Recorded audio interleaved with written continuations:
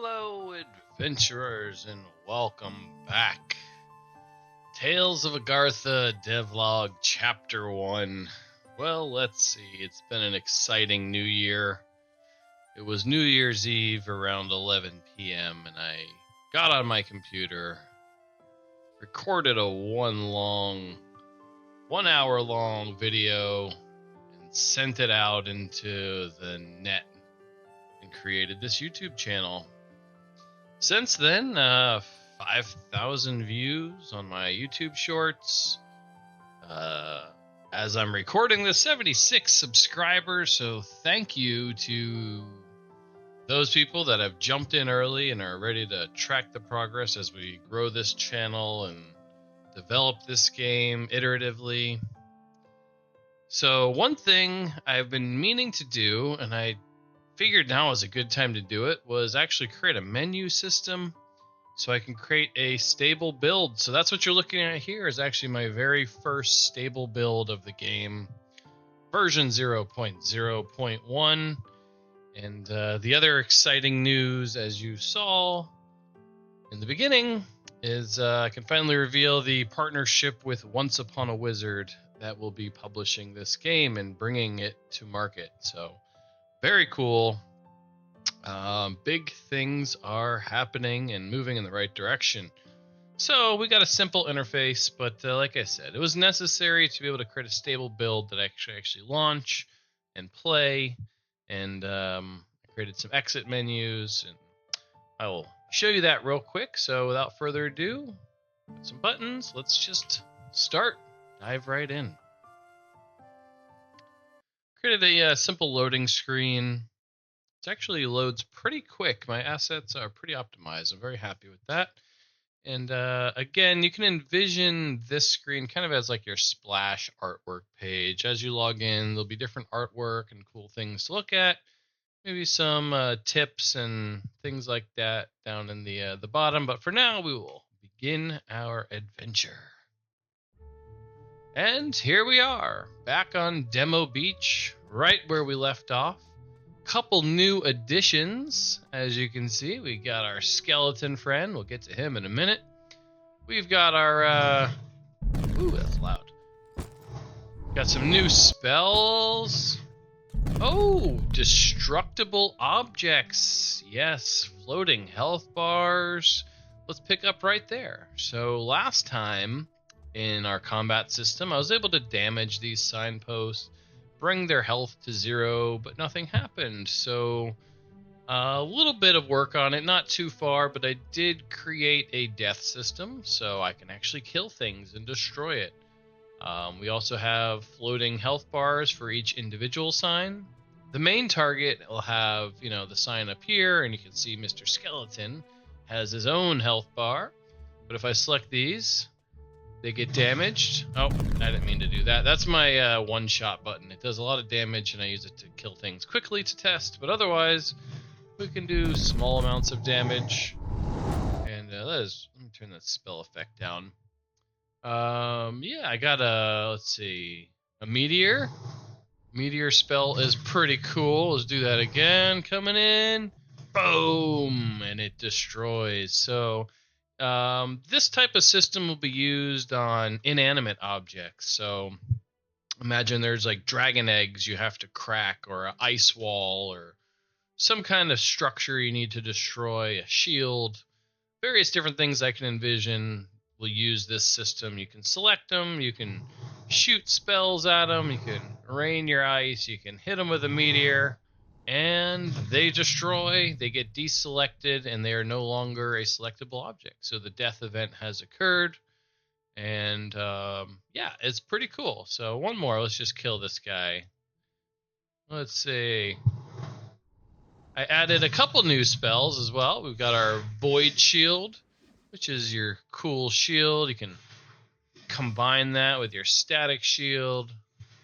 So stuff like that's fun. I'm starting to get in and play with the physics. Boom! And it's all physics-based, so every time it breaks, it's actually unique and dynamic. Eventually, I need to add a delete system, so after, I don't know, 20 seconds or 10 seconds, I'll have these parts disappear and fade from the world. But for now, they sit there in rubble, and it's pretty cool. Now, let's get over to Mr. Skeleton. So I branched out and made two classes of selectable object. We have the inanimate selectable objects, and now we have the animated selectable objects. This will be used for your NPCs, your enemies, your bosses, all of those types of things. But yeah, Mr. Skeleton is here. That one actually missed. Oh, yeah, there we go. He can take damage. We can rain snow on him. Hit him with a meteor. Oh, he's got literally 1 health. So let's hit him with fireball. And again, we have a death event. He dies. He's no longer a target. I can't select him. Now the only thing I need to do is add loot. And basically, I already have that system. I just need to tie it in. Like these treasure chests, when you loot, they just eject a bunch of loot. Some gold, you can pick it up. And some gear. And so as that skeleton dies in the future, he will eject loot in a similar fashion and just drop it all out on the ground around him, and you can run over and pick it up. So that'll be the loot system. That won't take too much effort to tie that together, a little bit of script combining, but it should be fine. So yeah, that's exciting. We have selectable targets, selectable enemies, and one thing in the last video, which talk about that for a minute, I'm probably not going to do very many long form videos. That 1 hour video was me just sending it out, just dumping it all, putting my cards on the table, and just getting things started. I want to make the next few videos a bit more focused and bite-sized. So yeah, but it'll be nice. That video is like a nest egg. You know, months or years from now, I can look back and say that's where it started. I just sent it out there and I did it. I didn't even edit anything. It was just a straight 1 hour talk, which is kind of how I want to do these, just straight off the cuff. So yeah, with that being said, I want to talk about the Spellbook system, which I didn't really touch on in my long form video. For the few people that actually may have watched that entire thing, I appreciate it. But one thing I want to do is I'm going to do a reset, because I can't actually loot these right now because I already own them. And so, again, talking about the menu system I created, I needed to do that, create a full loop so I could actually have a build. I added a little feature just for my dev testing that if I actually exit, it's going to reset my inventory. So let's go back and check out that amazing intro one more time.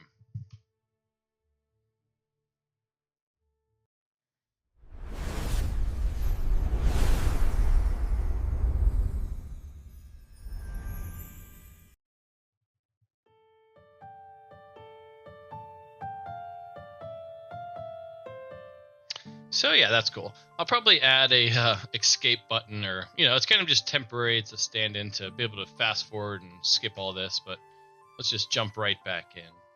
And so because we actually have a stable build, I have a full loop of menus where I can load, I can exit, I can reload. And so it's actually the first version of the game that's playable in a real sense. It's an actual application that you launch, and it's super cool and exciting. All right, so my little trick wiped out my spellbook and my action bar and my inventory, which I use as a reset for dev testing. Anyway, so the idea with my spell system in this game is that there won't actually be class trainers. The way you'll actually get spells in the game is you'll find them, you'll discover them, you'll get them through quest rewards, through boss drops, through loot chests. You'll find them through exploration. And the other thing is my spells, because they're being treated like items, they actually have the same rarity. So here's an artifact level fireball. You right click, you loot it, it goes into your spell book, and now you have that spell.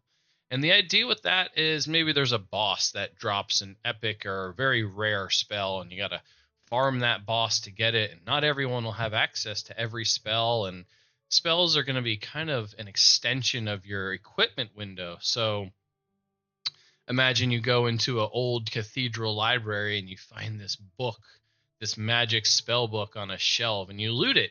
And it has a respawn timer of 7 days. So only one person per server per week will be able to get that spell at a time. And it'll create kind of a rarity and a cool thing that I think will be neat. We're going to create a lot of spells because the idea in this game, let's just go through and loot, is that spells are actual objects, whether it be a spell book or ancient scroll or a magic crystal ball, a rune, various different objects that can hold the spell, and you find them, you loot them, do a quest, you get it as a reward, you do it through discovery.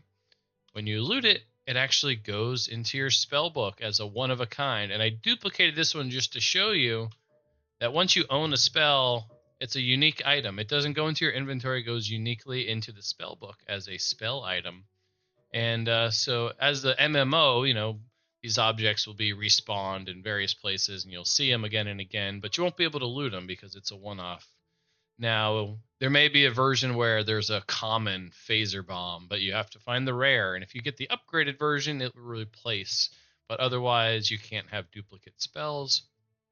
And so for now, maybe there's a quest, and you have to do some quest to unlock this spell that's stuck in this tornado, and cool things like that. I'm just kind of showcasing some ideas, but we'll just go ahead and steal that legendary light beam spell.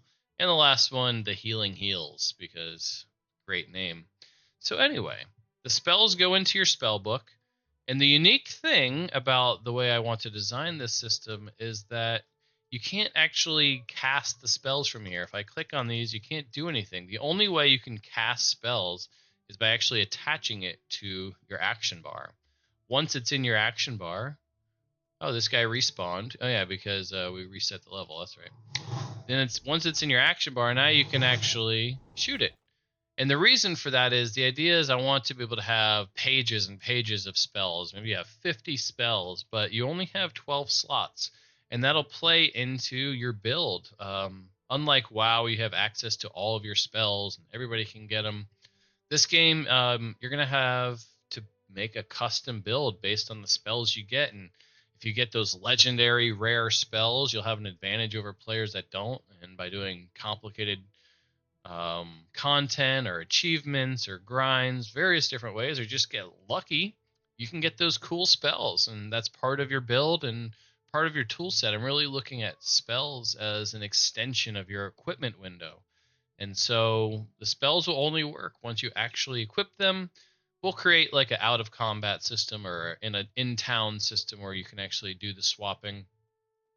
But yeah, so that's the spell system. That's how that works. Right now we've got 9 spells in the game.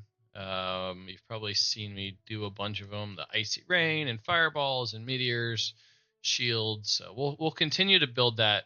Right now there are no classes, but they will be assigned to classes. These little blue icons will, right now it's a water symbol, but it'll eventually indicate this is a water spell or a fire spell. We'll fix the spacing and the font overlay and all that stuff, but you get the idea. So that is the update for this week.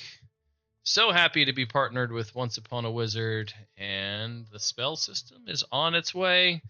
Next time we come back, I'll probably have loot drop and who knows what else. Maybe a revamped questing system. That's something on my to-do list. But until next time, thank you for watching. See you in Agartha real soon. Bye-bye for now.